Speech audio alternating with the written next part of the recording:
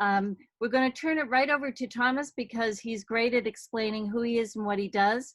He's going to walk us through the studio, and we're going to show pieces from his virtual solo show with the gallery, which unfortunately isn't able to happen right now at the gallery, but we're going to have it online, and you'll see pictures of all of those pieces at the very end of the presentation. So again, feel free to write your comments and questions in the chat box below on the bottom of your screen.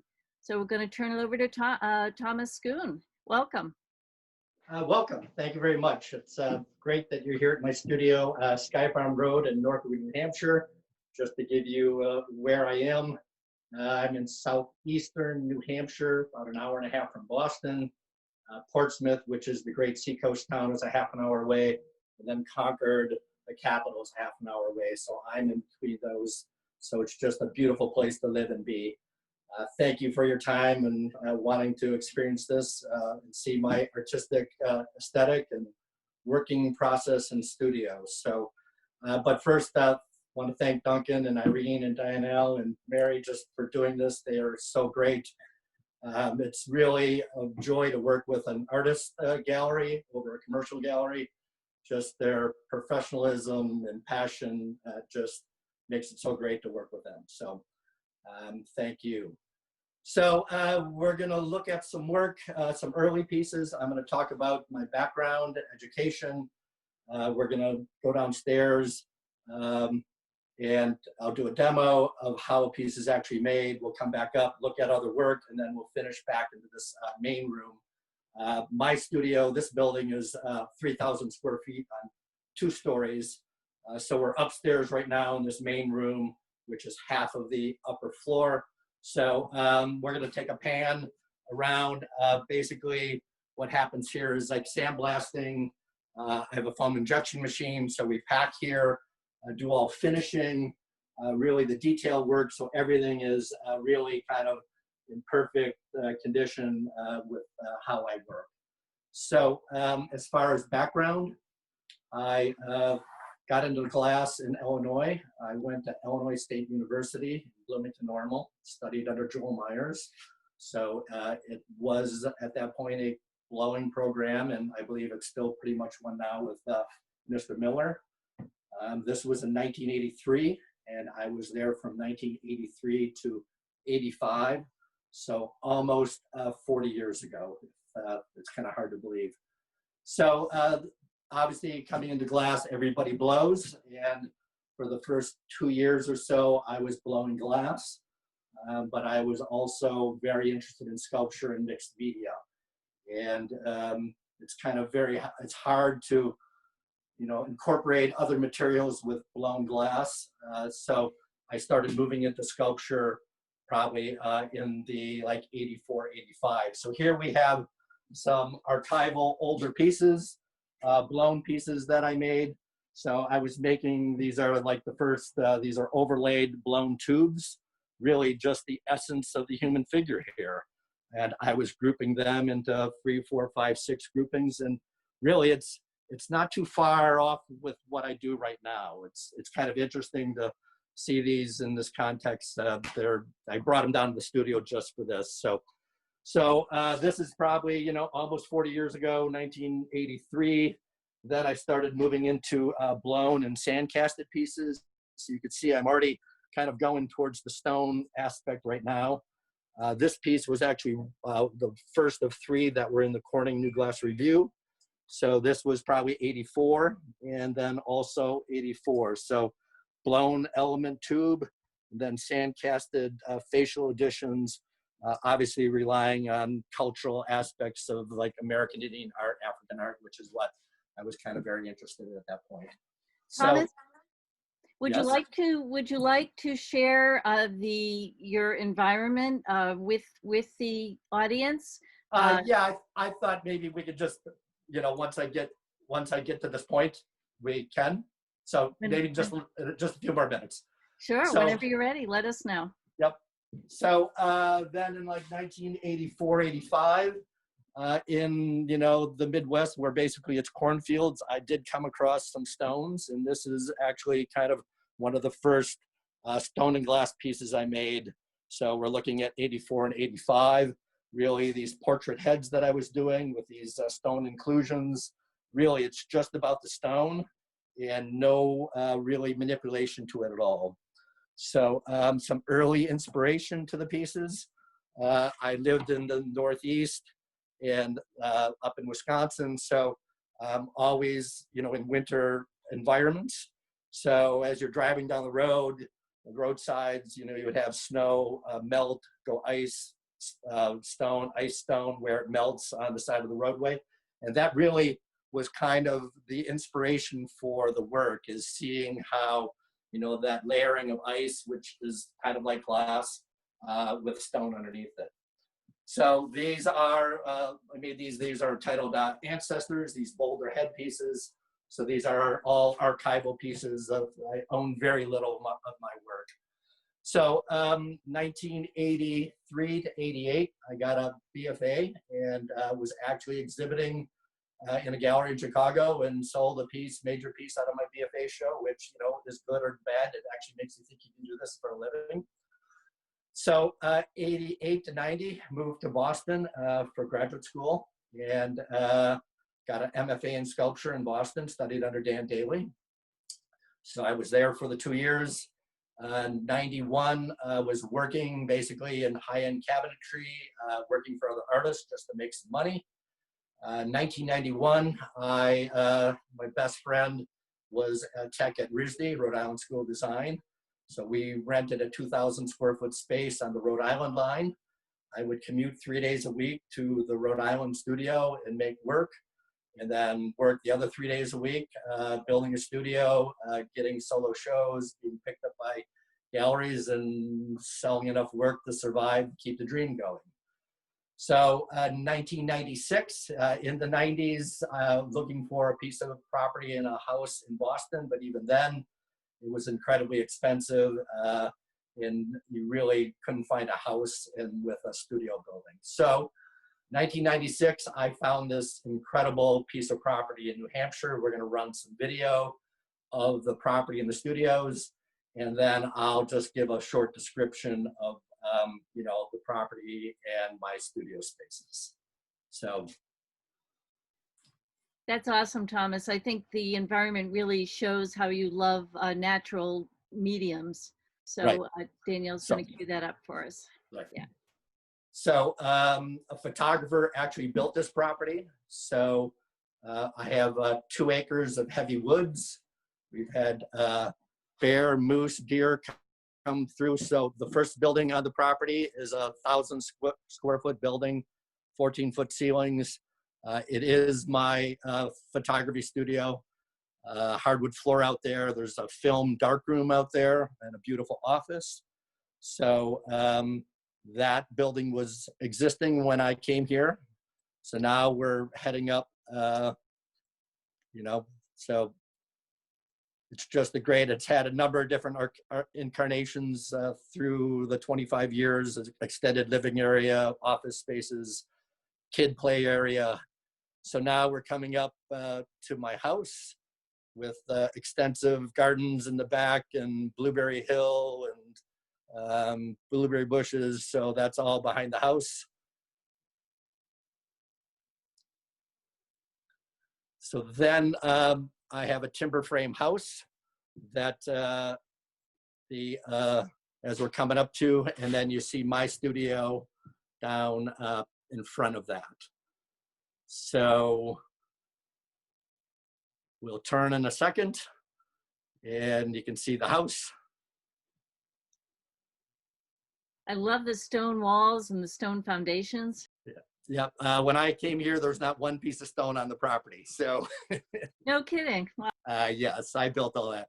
A beautiful stone fire pit out front. So when I bought the property, there was only the side on the right, and it's a timber frame post and beam.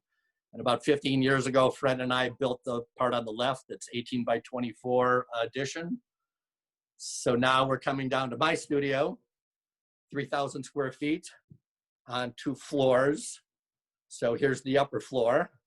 So this is where we are right now, inside where the 2 big doors are. Then there's a a grinding room, and a lean-to that I just love. The last thing that I just built about 5 or 6 years ago.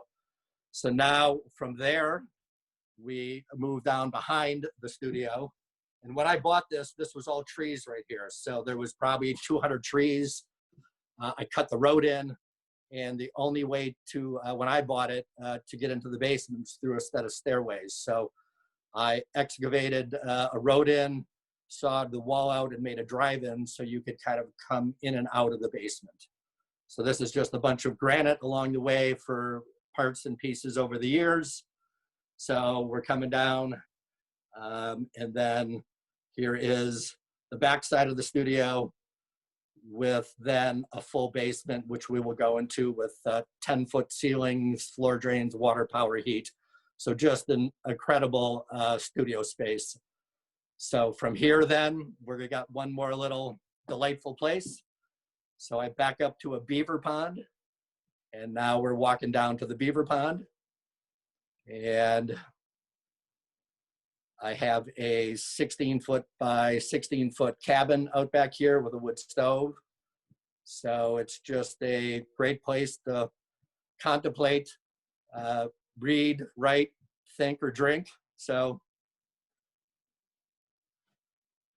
then it overlooks the beaver pond. It's not something you can swim in. We've had bear, moose, huge snapping turtles come up, lay eggs in the yard. Everything has come through the property at some point, one point or another. So we turn, and that's where I live and, my property. So it works out very well.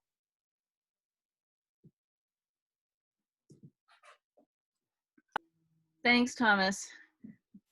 Now So we're actually back. we are back. Is there any questions at the moment? I think everyone's fascinated. They want you to continue and share what you have to share with us. Excellent. So we're now going to head down to the basement, and we'll do a tour of that quickly, and then I'll demo a piece.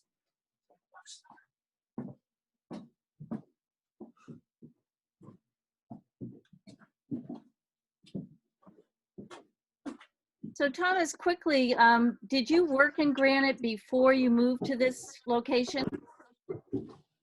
Yeah, I mean, as I said, in undergraduate, I, had found stone. And so out of my BFA show, the body of work that I got into graduate school with was stone and glass figurative pieces. Basically, they weren't as refined or worked out as well as they are now. But yes, basically I've been working with stone, since the mid-'80s.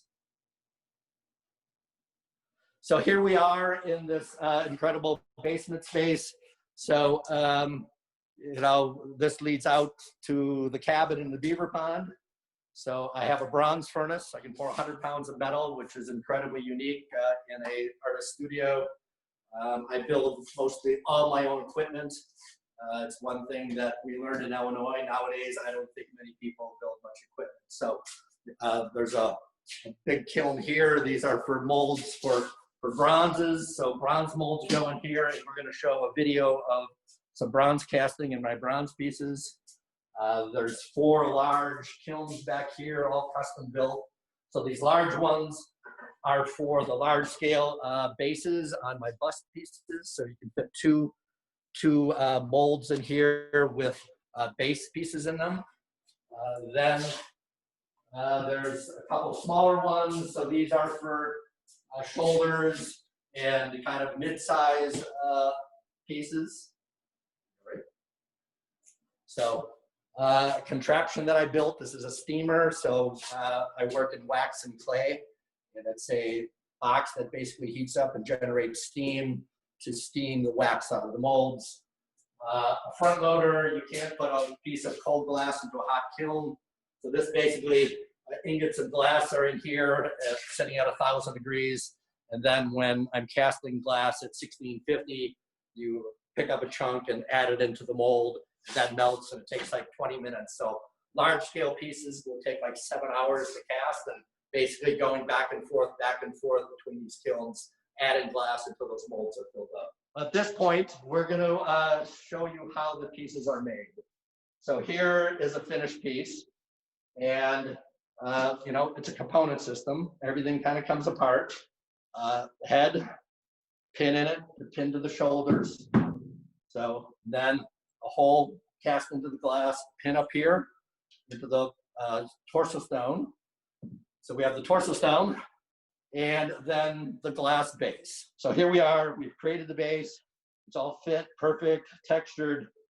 We remove the torso stone, and now this goes into the mold room, and we invested in a plaster mold. And there's two processes. There's the clay process and there's the wax process. And we have some video that we're going to run first. And that mold that's happening there is a wax, but it's basically the same process. So if you want to, we'd like to run the videos of investing the pieces. So, I mean, basically, I've taken this in and we're putting mold boards around a wax, and it would be the same thing if it was a clay there. Exact same thing would happen.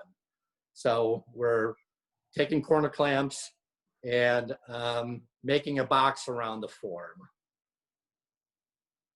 So there's the piece in there. So now we're mixing plaster. It's 50% molding plaster, 50% silica, half water. You mix a bucket of plaster and we'll pour it into the box.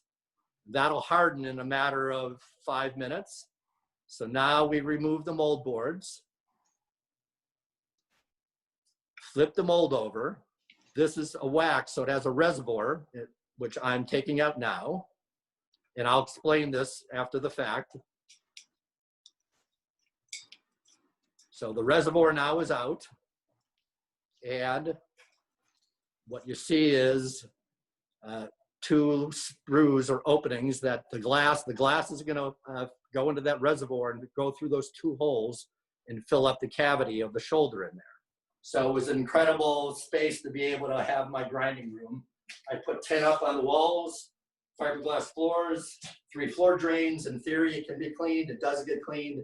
But my cold working and grinding is very simple. I have a belt sander, water feed. I have a big Steiner lap wheel. So what this does is for the bases that come out of the kiln, they don't stand straight. So basically, you got to grind those pieces here with a slurry and then put the torso stone in and figure out with the weight how they stand straight and stable. Diamond core drilling, so drill holes in stone and glass for the pinning. I do a lot of air grinding, tool grinding with diamond tools, water feed tools for flashing and the bubbles that happen that get ground away. And then another diamond saw. This is kind of a more stone saw up here. So this is where, like all the torso stones will get sawed out. I'll do that in this room here. So that's my cold working area. So now we're going to come out to my lean-to. So this is the last space that I built probably 5 or 7 years ago. Kind of built it for my bobcat. It helps make it start better in the winter. I know you guys down in St. Pete's don't really know that thing about snow, but at any point there could be 2 feet of snow here. It also allowed me to bring in pallets of stone for winter work. Prior to the space, I would have pallets outside with tarps over them. It just made it very difficult to have material to work for the winter. So right now there's this is kind of still left over. There's 3 pallets of stone here, and it just gives me material to work. There's packing material crates, overflow equipment. So it's just kind of a catch-all space for all kinds of different things. How close is the nearest quarry to you? It's about an hour and a half, and we do have that short video if you want to run the video of the quarry. So New Hampshire is the granite state. New Hampshire is the granite state. So I found this quarry, this old timer. He's about 80 years old. He lets me come in and walk around and pick stone. It's very dangerous to be working or like pulling stone out of a quarry. Loose rubble, I'm hauling, anywhere from, 10-pound pieces to this torso stone on the floor here is probably a solid, this is a solid 100-pound piece, and you're carrying this over kind of rubble. So it's a brutal day to go pick a pallet of stone like this, but it's that when we're talking about inspiration or creativity, you know, this is where everything starts right here. And I've learned how to find shapes that can be the torso stones or heads, and how I manipulate those. Now, I know that granite has many different kinds of colors and textures. So does that particular quarry have just one type of stone? Well, it is a granite, but it's been really hard to find the nice golds with a lot of iron, feldspar, quartz. So I was getting stone directly around this area, and it's been harder and harder to find a really good stone. And then I found this guy, and it's just an incredible color, the shapes. He's very accommodating. So it breathed life into the work. I was getting very concerned about the stone supply 3 years ago or so, before I met, I forget his name, Unity Stone Quarry. So that's where it is now. So we have one more space, and then we'll go back and you know, look at some of the larger the pieces back in the main room. So this is now, I work here in the winter, really. So I have a wood stove, so it heats up very well in the winter. So it's really my winter area, working area. I do wax work in here, clay work, assemble pieces. So it just, it works out great. So I've always worked on the wall. I've always, right from graduate school, I've done mixed media, glass, stone, and bronze pieces. And it's very important, I feel, for my work to have this creative outlet or this other body of work that I make.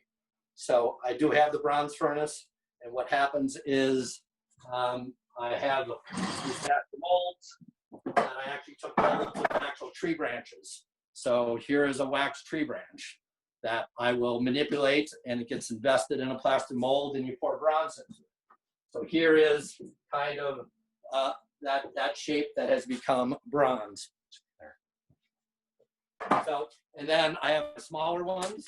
So this is how all these tree forms, I'll start working them and cutting them and figuring them out, and then they get invested and they become bronze. So they're, it's just a crazy amount of work in these pieces as far as time and labor wise. They're entitled to entwines. I was doing black and white long-term exposure photography about 15 years ago of the night sky, wintertime. So the moon and the stars were passing through the trees, and doing these large format photographs. And I started envisioning my figures up in the trees. So that's how these pieces actually started. So, you know, these trees, there's a lot of symbolism and metaphors, you know, family lineages, family tree, our reliance on nature. Trees provide us protection, food. So started with the wall mounted pieces, and then they migrated to actual sculptural pieces. So this is relatively new, kind of a year ago. So it was like really my interest in bonsai trees and envisioning, you know, a tree growing around a figure. And as I say, they protect us, they give us shelter, food, oxygen, but then also the idea of, you know, our relationships, interpersonal relationships, pulling and pushing against each other, entwining each other, you know, rooted in like a family lineage. So that's what a lot of these pieces are about. We have some really nice pictures of them too that we can queue up so people can see details. And the leaves, are those cast also? Yes. So what happens is, you know, the main element is made first, all the secondary work is made, then copper is welded onto the bronze, and then sheets of glass where I'll cut 1-inch strips of glass and make all these little triangles, and then grind them into a leaf form, and then cast those pieces onto the copper. So it's a long, involved process. And yes, so those are 2 pieces of glass that have been shaped from a large sheet and melted to copper. And how are they attached to the wall? Very simply, there's two toggle bolts. So basically, they can go anywhere on a wall, drywall. And as you can see, we come out. So 1/2-inch hole, a toggle bolt to drywall, and they can mount anywhere. This one actually could go to a stud, and it has a pin that registers to a certain point. So they go up very easily. It is 2 holes, and that's how they get mounted. So here's like an archival piece of mine. I own very little work, but there's this one and a large scale one in the other room, entitled Generates. Oh, all right, we're running a bronze. Yep, this is me pouring bronze into the basin right now. So I have a 100-pound furnace. It heats up 100 pounds in about an hour, and make the molds, burn the wax out, and pour hot bronze through a sprue system that fills up, the cavity that the tree forms are.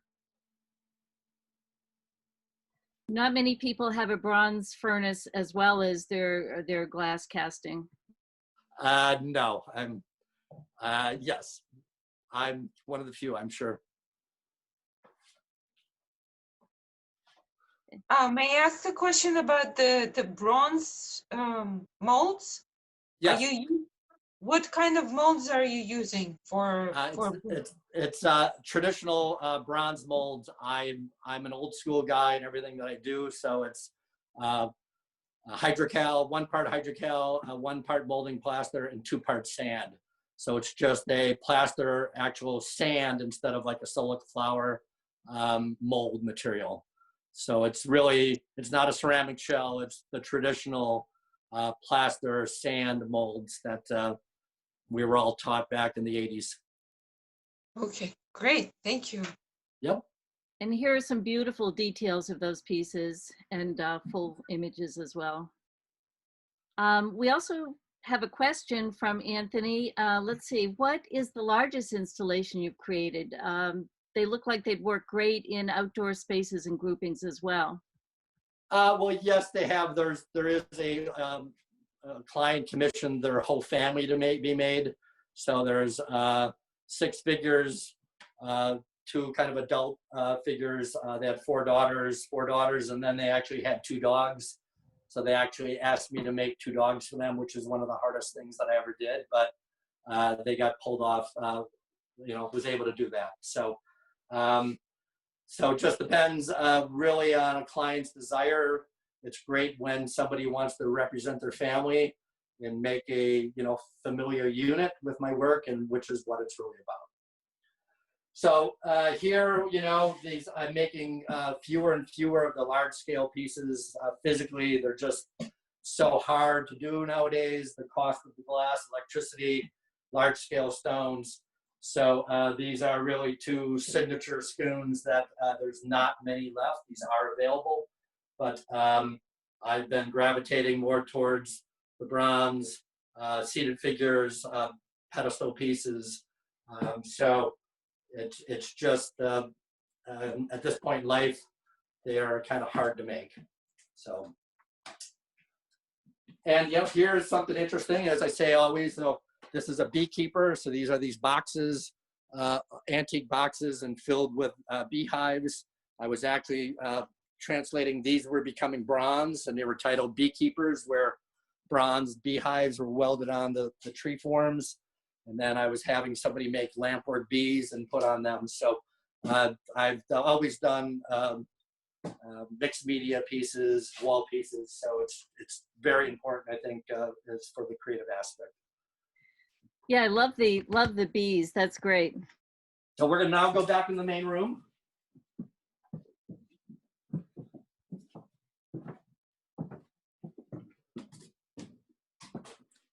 So, I am a sculptor. I make sculpture. What I see myself as doing is I go out in nature.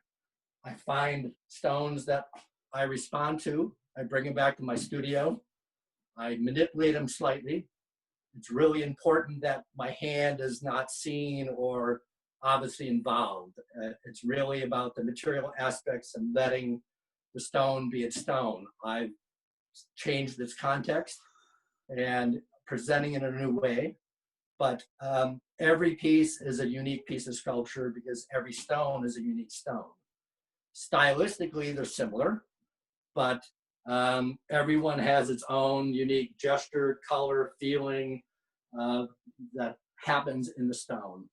So, we have the pedestal-sized bust pieces here, the seated figures I've worked on for decades. Here's an interesting conversation for us to have. People can kind of see what happens when a piece changes with a different head. I'm always looking at having the pieces look at each other or look to each other. It's this interpersonal dialogue, conversation that happens to them. So in my mind, that's when I see them being successful. It's okay, people buy a single piece, people buy groupings. So here is a pair that are looking towards each other. So when I originally made this piece, it wasn't like this. And I found this head and remade it so it was looking at this figure. So we can now see what it feels like.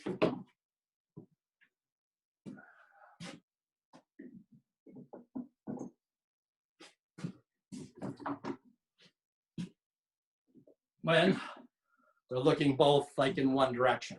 So, my feeling with this is like this pair is looking towards the future, looking forward to something, not necessarily at each other. And this is just as valid, but it just has a whole different feel and, idea behind it. So I thought it would be a good opportunity to, put it out to everybody and they could, through the chat, think how they feel and, how it works for them or, if one feels better than the other. Do you encourage a client to move the heads around? Well, this is the only piece that's ever been like this. So, okay. We could, if somebody would like a pair that they can change a head, here it is. But this has never been done before. So this is totally unique. So do you let the stone tell the story for you, or do you have a story that you try to make the stone tell? Or is it's a combination of both? I let the stone is telling the story, yes. But the the grouping and the relationship is me helping that story along. So here are these four mates here. There's actually the one downstairs that kind of goes with these pieces. So this is make an awesome 3, 4, 5 figure grouping that all of a sudden starts a dialogue or a conversation. So with what's going on in our world right now and the pandemic and everybody sheltering in place and not being able to go out, I feel my work is more relevant than ever. I've had just tremendous response and sales over the last 3 months with my work. I don't know why, but I think it speaks to the essence of who we are, our humanity, who we are. The pieces are primal, they're enduring, they are timeless, they have a sense of history because of stone, but then also, the stone the glass is like a translucent stone. It gives it a sense of spirit, or I think more important, it gives the pieces an essence of a soul. So, we have something very contemporary, very of our age now, but then it has a timeless quality to it. And with the light coming through it, has the spiritual aspect to it. They can talk about partners in life, familial, generational issues, dialogues, conversations. So there's a number of levels that the pieces work on. And so here's a beautiful pair of, they're titled Silver and Gold, this interpersonal dialogue that's happening between these pieces. Some ocean boulders that they came out of the ocean. So this white bed crystal, they're just great. We have then 4 of these crystal companions. This, the white is just so nice. They're pure. They feel like, ice, but then this essence of purity with them. So, a whole family unit. I understand people don't need 4 pieces. They can break up. They can go pairs, a grouping. So then a pair of reflections in blue. So, a lot of also the blue is kind of water, earth. So, these figures rising up out of the ocean or a lake in some sense, the feeling I often get, this whole intimate dialogue that's going on here. Something very unique, I've actually made some pieces without stone. So this is titled Ethereal. It really has this spiritual essence to it. I love this combination of the blue body and then the ghostly white legs. There's actually a piece like this in Australia. As I say, I do make all my work myself. I've designed it so one person, I myself, makes it. So one person can install it. I have pieces, multiple clients in India, Australia, Kingdom, Bahrain, London, UK, the United Emergence, and throughout the United States. So I've shipped pieces throughout the world. And it's because I have designed a way that they break apart and then you can put them back as a large-scale sculpture. Thomas, we have several comments about how spectacular the work is, and we have another question or a comment saying that you're teaching the viewer to see living forms in stone and glass, stunning and inspiring. Then someone else asks, do you get any inspiration from Easter Island? Was that part of? I've always been interested in American art, like American Indian art, African art. At one point, in my young idealistic days, I thought of archaeology as a major. So, I was always aware of that. And I think some of the first earlier pieces, like these Boulder heads, you could see those type of pieces, Eastern Island pieces, in these Boulder heads. And, either consciously or subconsciously, that is maybe how some of those pieces came about. So, obviously I'm aware of that. I really, at this point in life, it's not about a cultural identity. It's about our human condition, relationships, what's involved in life, who's involved in your life, your family. These generates, when I started making them, I have a daughter who's 25 and my son is 20. So it was really about birth of my son. So, this interior idea of your interior birth. And now I actually see him as, who you are on the outside and who you are in the inside. It's kind of like your inner self. And, we present ourselves one way, publicly, but then we're another way private. So we're going to wrap this up with my pandemic pieces. I've been working, on all kinds of different things.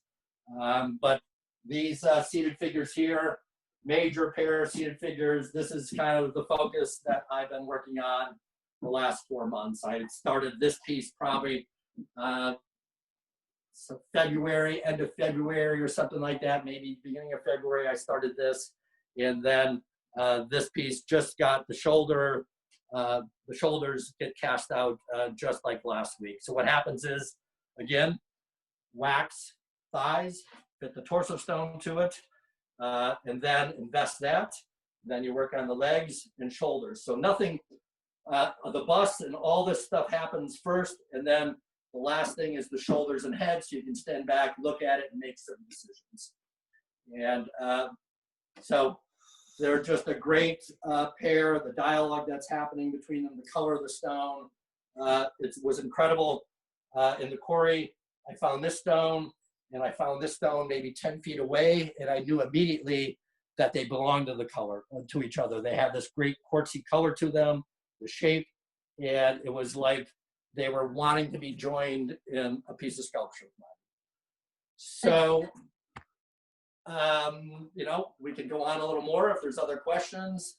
We can go back and take another view of the pieces if you'd like, or we can say thank you and I appreciate everybody's time. Well, we have some beautiful images of these pieces and also other pieces that are in your virtual show, and be happy to show those, and you can talk about them if you have anything else to add as the screen comes Sure. up. We can, yep. Okay.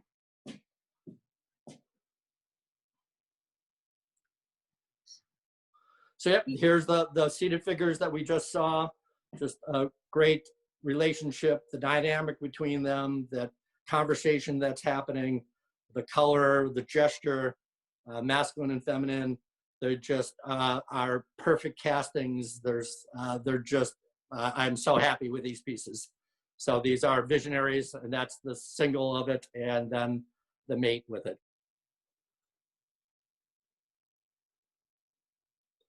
And then the entwined. So this is kind of with the gold figures. It's fairly large. It's like 36 by 36. And so, as I said, you know, the push and pull between the figures, how they're being pulled towards each other, the relationship to us and our environment. You know, the glass leaves can be kind of a fruit. A vertical blue. I really like the blue a lot in the leaves and the complementary color of the gold. A little bit more intimate piece. It fits better in some spaces too. And then the emergence. So this is kind of, now we're coming on the pedestal, real, you know, sculptural piece. The growth that's growing around that piece, that's entwining that figure, the great green leaves, you know, the ideas of you know, protection, shelter, you know, how, you know, a tree is part of your family lineages. Beautiful pair of companions, so large scale pieces, signature spoons, not many of them left. Great dialogue, awesome color, just a great pair that I've been hanging on, but are available for Duncan in the show. The ethereal piece, so really, you know, kind of pushing the boundaries and trying to make myself a little uncomfortable, not having stone, and the ghostly feel to it. It's titled Ethereal. You know, it has a sense of spirituality. It has a cast glass base to it that's red in color. So I really like how the blue is really opposite of the legs. So that piece. Another seated figure. So basically I'll make a pedestal size. This is like a 3/4 size. So it's like 48 inches. And then the first pair of the large scale. So this is a little bit smaller version of the large scale seated figure, but it's still a freestanding seated figure. Quartzite, so single piece. It's really titled because of the head. It has this great quartz that's running through it, the member, the color, the quartz quality to it, the lead crystal and white, great gesture in the torso stone. So just a sweet single piece, and I figured we should at least have a single. So then we have these mates. So there's like this pair and the next pair that are coming up. And then I have the one in the demo. So there's these 5 pieces. These have this great color. The head is awesome on the right. The way, the gesture of the head on the left where she's looking up at him. Great color.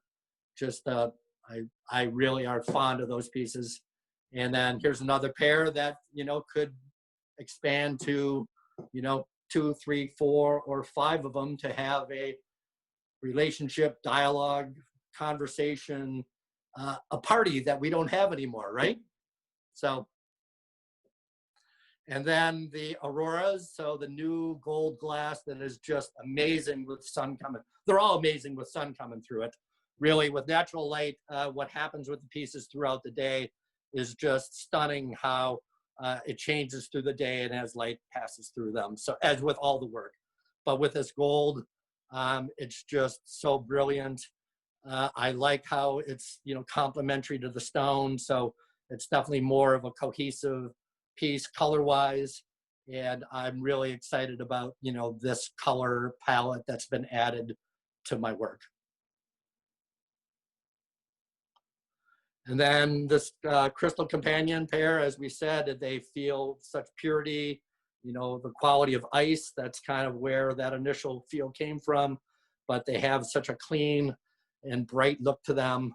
Also with natural light, they just scream. And then the smaller, more intimate seated figures, this silver and gold. So, you know, just a little bit more intimate, the dialogue that happens to them. I just sold a pair this week in blue that just went to a collector. So it's always great when they go as a pair and we don't have to file divorce papers and separate them, you know? So, but that does happen. So, and then this pair in blue, you know, kind of the water, earth feel, the, you know, the head on the right is just so gorgeous, and, you know, the conversation that's happening between those. And this ocean boulder stone. So the stones came out of the Atlantic Ocean by Situate, Massachusetts. My brother's down there, and I was visiting him and found this huge pile of ocean boulders. And so these came home, and I don't think you have many boulders down in St. Petersburg, right? No, Not much rock down your way, right? no. And then I do make these Voyager pieces. So, you know, the vessel is, you know, the symbol and metaphor of life. You're traveling through life in this cauldron or vessel that you have this dynamic that's happening between two figures. There's small pieces of gold crushed glass that's in that vessel. It's the new gold glass. So heated it up and quenched that, and then it's all sprayed. It's like a polish. So I really love how you're able to see the gold through the vessel. It's kind of an idea of like almost like surf. So that crushed glass is kind of like water that's surrounding those figures. I make a few of these. I make occasionally, and maybe one a year, and I enjoy making these. That's really beautiful. Let's see, we have several questions. One is, have you ever considered working with other kinds of stone? Not that those are not perfect.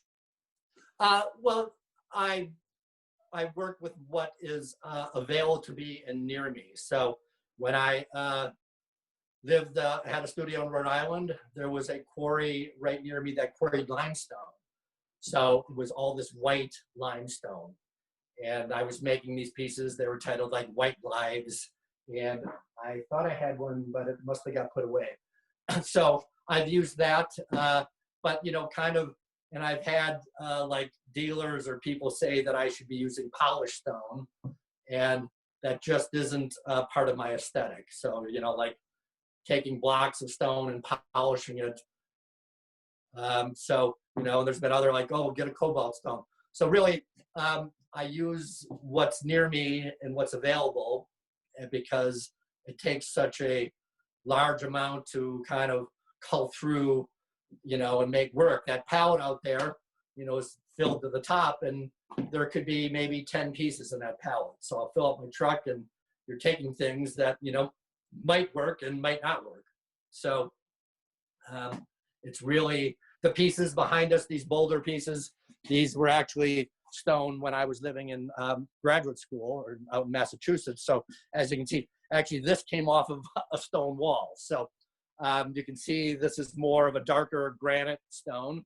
I've used the white, and now, I mean, the gold is just, I think, so rich with the work and the depth of it with, you know, the feldspar, the mica, the quartz that's happening in it.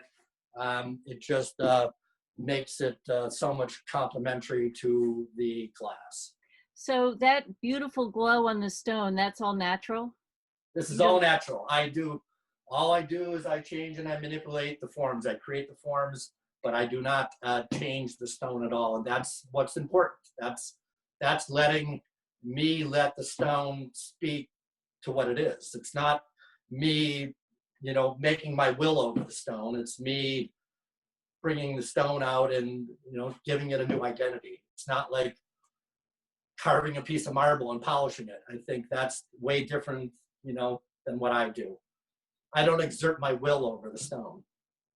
Thank you. We have one final comment, and it's from Mary Davis, and she says she loved hearing your thoughts about your pieces.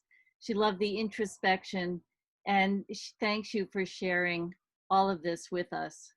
Well, it's great that we have this new way of presenting I did it a couple weeks ago. I was, you know, kind of nervous, and it went off well. It's great to have a second one with you.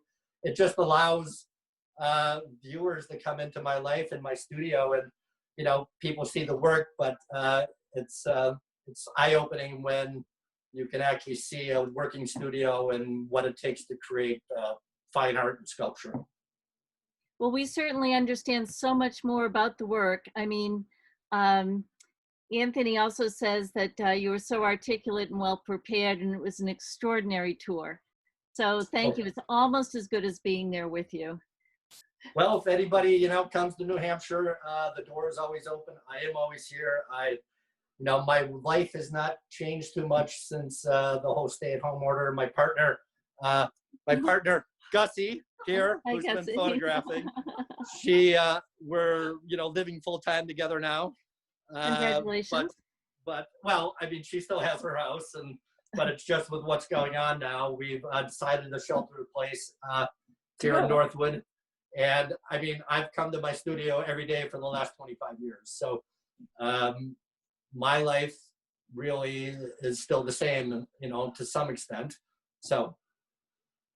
Well, we're very, very honored to share this little part of your life. And I know that Duncan and Irene and Danielle, we've all really enjoyed being with you. And thank you, everyone, for joining us. If you have any questions about the pieces you saw, please let us know. And hopefully you'll be able to come to the gallery and see Thomas's work in person. We have some beautiful pieces physically in the gallery also. The gallery is open by appointment, and you can feel really safe and comfortable. So thank you. Thank you, Thomas. Next week we have Sharon Meyer, so please join us. Thomas, we look forward to seeing you in New Hampshire and also in St. Petersburg at some point. Excellent. I appreciate it. Thank you. Thanks, everybody.